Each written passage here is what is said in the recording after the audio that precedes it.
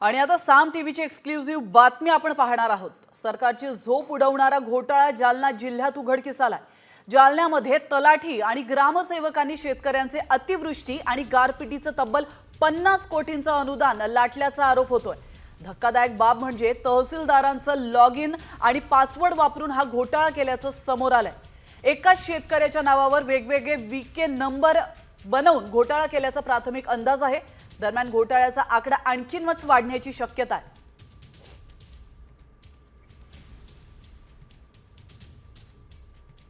डिसेंबरमध्ये पीक अनुदानाच्या बाबतीमध्ये काही तक्रारी प्राप्त झालेल्या होत्या।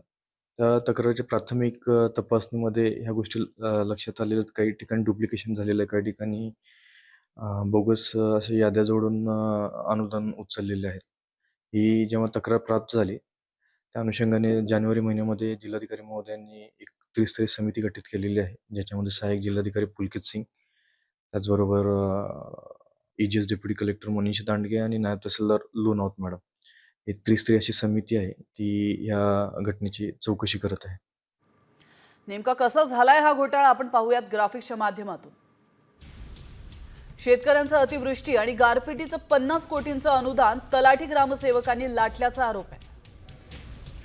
तहसीलदारांचं लॉग इन आणि पासवर्ड वापरून घोटाळा झाल्याचा संशय। एकाच शेतकऱ्याच्या नावावर वेगवेगळे वीके क्रमांक बनवून हा घोटाळा करण्यात आल्याचा संशय आहे।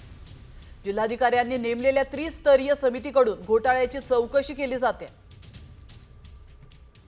तर अंबड घनसावंगीतील 80 गावांची तपासणी पूर्ण झाली आहे। जिल्ह्यातील इतरही गावांची तपासणी आता केली जाणार आहे।